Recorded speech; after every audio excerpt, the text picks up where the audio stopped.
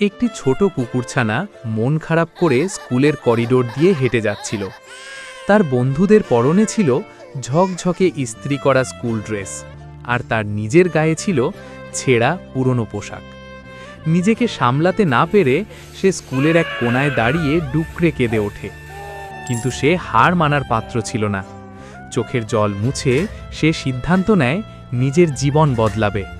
পড়াশোনার ফাঁকে সে কখনো ফলের দোকানে কাজ করে, কখনো নোংরা শৌচাগার পরিষ্কার করে, আবার রাস্তা থেকে বোতল কুড়িয়ে সামান্য টাকা উপার্জন করে।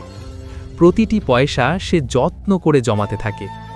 একদিন সেই জমানো টাকায় সে কিনে ফেলে নতুন পোশাক আর রঙিন স্কুল ব্যাগ। শেষ দৃশ্যে দেখা যায় সেই কুকুরছানাই আজ আত্মবিশ্বাস নিয়ে সুন্দর পোশাকে স্কুলের করিডোর দিয়ে হাঁটছে। এই গল্প শেখায় পরিশ্রম। ভিডিওটা ভালো লাগলে লাইক করো আর সাবস্ক্রাইব করে পাশে থাকো। তোমার মনে কি হলো কমেন্ট করো।